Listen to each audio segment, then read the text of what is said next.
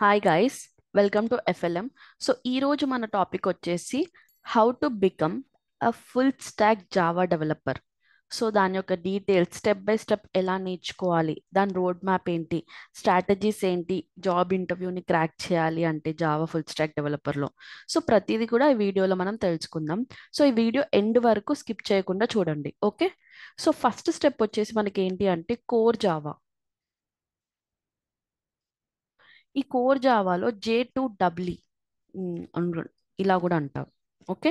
So ఇందులో ఏంటి అంటే, సో చాలా మంది ఇందులో ఇఫ్ ఎల్స్ కానీ, కండిషన్స్ కానీ, లూప్స్ కానీ, ప్యాటర్న్స్, అరేస్, స్ట్రింగ్స్, ఇలా చాలా ఉంటాయి. ఇవన్నీ నేర్చుకుంటారు, ఓకే? సో ఇందులో మీరు ఏం ఫాలో అవ్వాలంటే ఒక 100+ ప్రాబ్లమ్స్ని సాల్వ్ చేయడానికి ట్రై చేయండి.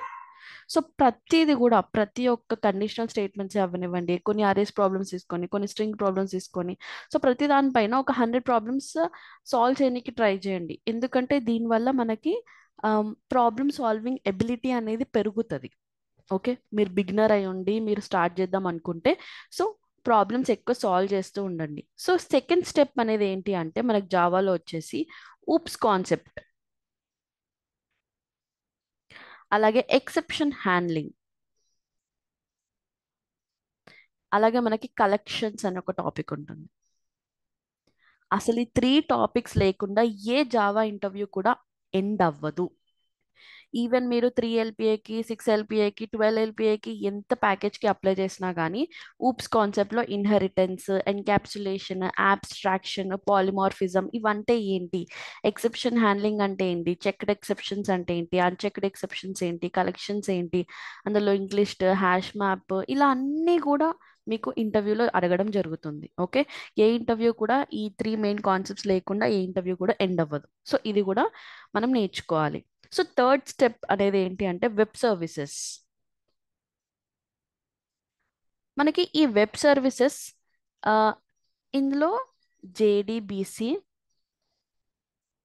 సర్వ్లెట్, అలాగే మనకి జావా సర్వ్లెట్ పేజెస్ అని, MySQL అని, మనకి ఇందులోనే HTML, CSS, Java script. So ఇది ఏంటి, వెబ్ సర్వీసెస్ అంటే ఏంటి అంటే, ఇప్పుడు మనకి బ్యాక్ ఎండ్ ఉందబ్బా. ఇప్పుడు జావాలో మనకి బ్యాక్ ఎండ్ జావా లాంగ్వేజ్ ఉంది. ఇప్పుడు మనకి SQL అనేది ఉంది, ఓకే? SQL అంటే ఏం లేదబ్బా, SQL లాంగ్వేజ్ తోటి మనకి డేటాబేస్ ఉంటుందా? మనకి ఇప్పుడు SQL, no SQL type of data, relational, non relational type of databases, అవి MySQL, PostgreSQL, ఇలాంటివన్నీ రిలేషనల్ డేటాబేసెస్. కసాండ్రా, మాంగోడిబి, ఇవన్నీ కూడా ఏంటి, నో సీక్వెల్ డేటాబేసెస్. సో ఈ జావా లాంగ్వేజ్ తోటి ఈ సీక్వెల్ లేదా డేటాబేసెస్ కి ఎలా కనెక్ట్ చేయాలి without using this SQL language అనేది మనము JDBCతో చేస్తాము, ఓకే? జావా డేటాబేస్ కనెక్టివిటీ అంటాము. సో అది ఎలా చేస్తాము, ఒక జావా ప్రోగ్రామింగ్ లాంగ్వేజ్ తోటి ఒక డేటాబేస్కి ఎలా కనెక్షన్ అనేది ఎస్టాబ్లిష్ చేస్తాము. అలాగే మనకి జావా సర్లెట్ పేజెస్ అనేది ఉంటుంది. ఇప్పుడు మనకి ఒక లాగిన్ పేజ్ అనేది ఉంటుంది అబ్బా. సో ఇప్పటికి మనం చూసుకుంటే కొన్ని గవర్నమెంట్ వెబ్సైట్స్ జావా సర్లెట్ పేజెస్ తోటే రన్ అవుతాయి, ఓకే? సో అలాంటి పేజెస్ డిజైన్ చేయడం ఎలా అని కూడా మనం నేర్చుకోవాలి. అలాగే మనకి ఇప్పుడు ఎక్కువ నాలెడ్జ్ ఫ్రంట్ ఎండ్ పైన ఉండనవసరం లేదు. ఎక్కువ మట్టుకి ఫ్రంట్ ఎండ్ లేదా బ్యాక్ ఎండ్, ఈవెన్ మనం ఫుల్ స్టాక్ నేర్చుకున్నా కానీ చాలా మంది కూడా 60% ఐదర్ బ్యాక్ ఎండ్ అలైన్ ఉంటారు, లేదా 60% ఫ్రంట్ ఎండ్ అలైన్ ఉంటారు, 40% తక్కువ అలైన్మెంట్ ఉంటుంది. అది డెఫినెట్లీ ఏదైనా కానీ, ఇప్పుడు జావా ఫుల్ స్టాక్ డెవలపర్ అనుకుంటే కంపల్సరీ మీరు 60% బ్యాక్ ఎండ్ పైన ఎక్కువ ఇంట్రెస్ట్, మీకు 40% మీకు ఇవి వచ్చి ఉండాలి. దీనిపైన కూడా నాలెడ్జ్ ఇంపార్టెంట్. ఎందుకంటే ఇప్పుడు మీరు లాగిన్ పేజ్ డిజైన్ చేయాలి, దాన్ని సెంటర్కి అలైన్ చేయాలి, ఏదో ఒకటి చేయాలి. సో మినిమం నాలెడ్జ్ అనేది పక్కా ఉండాలి మీకు. HTML కానివ్వండి, CSS కానివ్వండి, జావా స్క్రిప్ట్ అవన్నీ. HTML అంటే ఏంటి అండి, ఒక స్ట్రక్చర్. ఇప్పుడు ఒక మనిషి బాడీలో వాడి స్కెలిటన్ ఎలా ఉంటుంది, అదే HTML. వాడికి మజిల్స్ వేసి, వాడికి ఒక షేప్ డిఫైన్ చేసి, దానికి ఒక వాడి కలర్ ఏంటి, వాడి బ్లాక్ కలరా, వైట్ కలర్, వాడికి బియర్డ్ ఉందా ఏంటి అనేది మొత్తం CSS, ఓకే? వాడి బ్రెయిన్, వాడి హార్ట్ యొక్క ఫంక్షనాలిటీ ఏదైతే హ్యూమన్ బాడీకి యాడ్ అవుతుందో అది జావా స్క్రిప్ట్, ఓకే? సో ఇవన్నీ కూడా వెబ్సైట్కి ఇంపార్టెంటే. సో ఇవన్నీ కూడా మనం నేర్చుకోవాలి. ఇది ఇది మొత్తం థర్డ్ స్టెప్ మన ప్రాసెస్లో. సో ఫోర్త్ స్టెప్ వచ్చేసి ఏంటి అంటే Hibernate, spring, spring boot. So ఏంటి ఇవి అంటే ఇప్పుడు మనకి ఫ్రేమ్ వర్క్స్, ఇప్పుడు ఓవర్ ద డేస్ మనకి జావాలో చాలా ఫ్రేమ్ వర్క్స్ అనేటివి బిల్డ్ అవుతుంటాయి. అది ఏ లాంగ్వేజ్లోనే ఆయన అవ్వనివ్వండి. జావా ఎప్పుడో మన తాత కాలం నుంచి వస్తూ ఉంది. సో ఇప్పటికీ కూడా అది ట్రెండింగ్లో ఉంది, ఇప్పటికీ కూడా కంపెనీస్ వాడుతున్నాయి అంటే దెర్ ఇస్ సంథింగ్ కదా.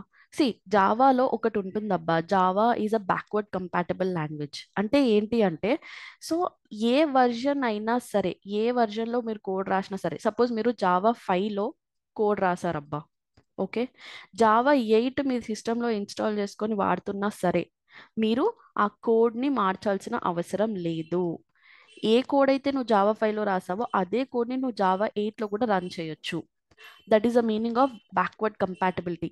సి మన సాఫ్ట్వేర్ ఇండస్ట్రీలో ఏదైనా వర్క్ అవుతుంది అని తెలిస్తే అది మొత్తం డెస్ట్రాయ్ చేసేసి మళ్ళీ స్టార్టింగ్ నుంచి బిల్డ్ చేస్తారా ఎవరైనా? లేదు కదా. దెర్ ఇస్ అ సేయింగ్ ఏముందంటే once if the code works do not disturb it. ఒక్కసారి కోడ్ పనిచేస్తుంది అంటే మనం దాన్ని గెలకద్దు, అంతే. ఇప్పుడు సాఫ్ట్వేర్లో అయినా ఏదైనా ఇప్పుడు మొత్తం కోడ్, ఎప్పటి నుంచో ఉన్న కోడ్, బ్యాక్వర్డ్ సిస్టమ్స్ అన్నీ కూడా మన బ్యాంకింగ్ అప్లికేషన్స్ కానివ్వండి అన్నీ కూడా సెక్యూర్గా సేఫ్గా మొత్తం జావాలోనే రాసాం. ఇప్పుడు మొత్తం తీసుకుపోయి ఎవరు కూడా పైథాన్కి షిఫ్ట్ అవ్వడం, జావా స్క్రిప్ట్కి షిఫ్ట్ అవ్వడం చెయ్యరు కదా. ఎన్ని లాంగ్వేజెస్ వచ్చినా అది అలానే ఉంటుంది కదా. సో అందుకే మనకు జావా అనేది ఇంకా ట్రెండింగ్లో నడుస్తుంది. ఓకే. సో ఇప్పుడు హైబర్నెట్, స్ప్రింగ్, స్ప్రింగ్ బోట్, వీటి వల్ల వీటిని ఓఆర్ఎంస్ అండ్ హైబర్నెట్ ఓఆర్ఎంస్ ఉంటాయి. సో దీనివల్ల కూడా మనము నేర్చుకోవచ్చు. ఏంటి ఇప్పుడు ఈ ఫ్రేమ్ వర్క్స్ అనేటివి ఏంటి అంటే మనకి ఒక దోశ బ్యాటర్ లాగా అనుకోండి. మనం బయట నుంచి ఒక దోశ బ్యాటర్ తెచ్చుకొని జస్ట్ సింపుల్గా దోశలు పోసేసుకుని పోవచ్చు. సో అలా మనకి ఫ్రేమ్ వర్క్స్ అనేటివి ఏంటి అంటే ఎక్కువ కోడ్ లాజిక్స్ రాయకుండా వాటి కొంచెం కోడ్ స్నిప్పెట్స్ అనేటివి మనకు ప్రొవైడ్ చేస్తాయి. సో వాటి నుంచి డైరెక్ట్ మనం కోడ్స్ అనేటివి బిల్డ్ చేసుకోవచ్చు. ఓకే, ఈజీ అయిపోతుంది ఒక డెవలపర్కి. సో నెక్స్ట్ ఏం చేయాలి అంటే ఇంటర్వ్యూస్ ఇవ్వండి. కొంతమంది ఏమనుకుంటారంటే ఇప్పుడు నాకు కోడ్ జావా వచ్చేసింది, నాకు ఊప్స్ వచ్చేసింది, వెబ్ సర్వీసెస్ వచ్చేసింది, కానీ నాకు ఇప్పుడు వెబ్ సర్వీసెస్లో మొత్తం రాదు. ఇప్పుడు హెచ్టిఎంఎల్, సిఎస్ఎస్, జావా స్క్రిప్ట్లో ప్రతి ఒక్క పాయింట్, ప్రతి ఒక్కటి నేర్చుకున్నాకనే నేను ఫోర్త్ స్టెప్ హైబర్నెట్, స్ప్రింగ్ బూట్కి వెళ్తాను అనుకునే వాళ్ళైతే డెఫినెట్లీ అది అవ్వని పని. ఎందుకంటే సిఎస్లో ఎంత అదొక ఓషన్, సముద్రం లాంటి ప్రాపర్టీస్ అబ్బా. అవన్నీ మీరు నేర్చుకున్నాకనే మీరు జావా స్క్రిప్ట్ వెళ్ళిన తర్వాతనే నేను హైబర్నెట్ వెళ్ళి స్ప్రింగ్ బూట్ వెళ్తా అంటే అది తప్పు. ఎంత కావాలి, ప్రస్తుతానికి ఎంత కావాలి అంత నేర్చుకోండి. చాలా ఇంపార్టెంట్ అయిన కాన్సెప్ట్స్ కొన్ని ఉంటాయి, అవి లేకుండా మనం ముంగటికి వెళ్ళలేము. వాటిని మాత్రం నేర్చుకుంటే సరిపోతుంది. ఓవర్ ద డేస్ మీరు ఒక కంపెనీకి వెళ్ళినాక లైక్ ప్రాజెక్ట్స్ బిల్డ్ చేస్తూ ఉండంగా మీకు ఎక్స్పీరియన్స్ వచ్చినా కొద్దీ ఏది అవసరమో దాన్ని బట్టి మీరు నేర్చుకుంటా ఉంటారు. ఓకే, కానీ కంపల్సరీ నేర్చుకోవాల్సినవి కొన్ని ఇంపార్టెంట్ ఉంటాయి కదా, అవి నేర్చుకోవాలి. సో ఇంటర్వ్యూస్ నేను ఎందుకు అటెండ్ అవ్వమంటున్నానంటే ఒక ఇంటర్వ్యూలో మీకు కొన్ని క్వశ్చన్స్ రాకపోవచ్చు, మీరు నేర్చుకున్నారు, కొన్ని క్వశ్చన్స్ రాకపోవచ్చు. సెకండ్ ఇంటర్వ్యూలో మీకు ఇంకొన్ని రాశారు, అది కూడా రాకపోవచ్చు. But third interview, fourth interview, suppose ఒక 50+ ఇంటర్వ్యూస్ అటెండ్ అయ్యారబ్బా, ఇంకొక 51th ఇంటర్వ్యూలో అయినా మీరు క్రాక్ చేయరా? చెప్పండి. అందుకే అప్లై చేస్తూ ఉండండి, ఇంటర్వ్యూస్ అటెండ్ అవుతూ ఉండండి. మిస్టేక్స్ చేస్తూ ఉంటేనే మీకు నెక్స్ట్ ఇంటర్వ్యూకి మీకే తెలిసిపోతుంది ఏ మిస్టేక్ చేయొద్దు, ఏ మిస్టేక్ చేయాలి అని. ఓకే. సో ఇలా మీరు ఫాలో అవుతే బెటర్. సో ఎవరైనా కానీ ఇప్పుడు సర్టిఫికేషన్స్ కోసం ఎక్కువ చూస్తారబ్బా. ఓకే, ఈ సర్టిఫికేషన్స్ కోసం చూడకుండా ఇంటర్న్షిప్స్ ఆపర్చునిటీస్ కోసం వెతకండి. ఇది ఏం చేస్తారంటే ఇప్పుడు కొన్ని కాలేజెస్ ఉన్నాయి, కొన్ని కాలేజెస్లో ఎలా అంటే పలానా అమౌంట్, ఇప్పుడు 2500 కడితే నీకు జావా పైన సర్టిఫికేట్ ఇస్తారని కొన్ని కాలేజెస్లో ప్రచారం చేస్తారు. అలా కాకుండా మీ కాలేజ్ ఇచ్చే సర్టిఫికేషన్ తీసుకోకుండా మీరేం చేయండి, ఒకవేళ పేడ్ ఇంటర్న్షిప్స్ ఉంటే, అంటే మీరే డబ్బులు ఇచ్చి ఇంటర్న్షిప్ చేసేటట్టు కాదు, కంపెనీ వాళ్ళే మీకు పే చేయాలి, అలాంటి కైండ్ ఆఫ్ ఇంటర్న్షిప్స్ వెతకండి. బిగినర్ ఫ్రెండ్లీ ఇంటర్న్షిప్స్ అనేటివి కొన్ని ఉంటాయి. సో ఇంటర్న్షాలానన్నా, నౌకరీలోనన్నా, లింక్డ్ఇన్లోనన్నా, ఏంటబ్బా 30 days ఛాలెంజ్, 100 days ఛాలెంజ్ అని ఈ మధ్య చాలా చూస్తున్నాం కదా. ఇవన్నీ మీరు చేయండి, ఫాలో చేయండి, లింక్డ్ఇన్లో పోస్ట్ చేయండి. సో ఏదన్నా మీరు ఎట్టెక్కి ఫాలో అవుతే ఆ, దాని పోస్ట్ లింక్డ్ఇన్లో వేసి లైక్ 30 days ఛాలెంజ్ అని ట్యాగ్ చేయండి ఎవరినైనా, ఎఫ్ఎల్ఎంని ట్యాగ్ చేయండి. సో ఇలా కూడా మనం చేసుకోవచ్చు. సో దీన్ని బట్టి రిక్రూటర్స్ ఎవరైతే హైరింగ్ చేస్తున్నారో వాళ్ళ కళ్ళల్లో కూడా మీరు పడే ఛాన్స్ ఉంటుంది. ఓకే. సో ఇంకా ఒక టిప్ చెప్పాలి అంటే లైక్ ఇంకా ప్రాబ్లమ్ సాల్వింగ్ స్కిల్స్ పెంచుకోవాలి అంటే లీడ్ కోడ్ ప్రొఫైల్ని మెయింటైన్ చేయడం నేర్చుకోండి. సో లీడ్ కోడ్ ప్రొఫైల్స్ ఏంటి అంటే టు ద డే, అంటే ఒక పలానా డేకి నేను కొన్ని ప్రాబ్లమ్స్ అయినా సాల్వ్ చేస్తాను అనే గోల్ని మీరు పెట్టుకోండి. సో దట్ మీకు ఒక మంచి లీడ్ కోడ్ ప్రొఫైల్ కూడా బిల్డ్ ఉంటే హైరింగ్ చేసుకునే వాళ్ళు కూడా మంచిగా ఇంప్రెస్ అయ్యే ఛాన్స్ ఉంటుంది. So at the end of the day మీరు ఏం చేస్తారు, మీకు జాబ్ అనేది ఈజీగా అచీవ్ అవుతుంది. సో ఇంకా ఇంకా కొంచెం ఎక్కువ ప్యాకేజ్ కావాలి, నాకు ఇంకొంచెం ఎక్కువ ప్యాకేజ్ కావాలి అనుకునే వాళ్ళు ఏం చేస్తారంటే ఇక్కడ కలెక్షన్స్ నేర్చుకుంటారు కదా మీరు. సో ఇందులోనే మనకి కలెక్షన్స్ నేర్చుకున్న తర్వాత DSA side, data structures and algorithm side ఒకవేళ మూవ్ అవుతే ఒక కంప్లీట్ జావా డెవలపర్ మీరు అవ్వాలి అనుకుంటే, సపోజ్ ప్రోడక్ట్ బేస్డ్ కంపెనీస్ ఉంటాయి మనకి, మ్యాంగ్ కంపెనీస్ లైక్ మెటా కానివ్వండి, అమెజాన్ కానివ్వండి, యాపిల్ కానివ్వండి, గూగుల్ కానివ్వండి, నెట్ఫ్లిక్స్ కానివ్వండి.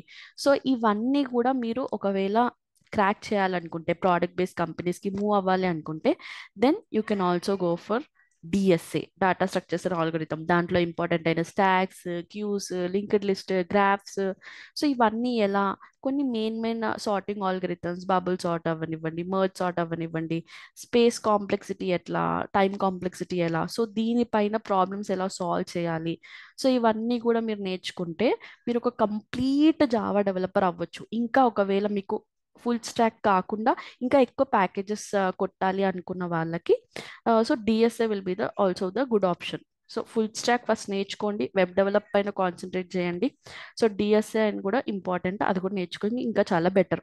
సో ఇది వెబ్ డెవలప్మెంట్ అండ్ డిఎస్ఏ అనేది రెండు కూడా నేను ఎప్పుడు ఎవరికైనా చెప్పేది ఏంటి అంటే జస్ట్ గాలి నీరు అంటారు కదా. సో రెండు కళ్ళలాగా ఒక డెవలపర్కి అంటే, సో ఒక వెబ్ డెవలప్మెంట్ అలా అయితే డిఎస్ఏ అనేది అలా.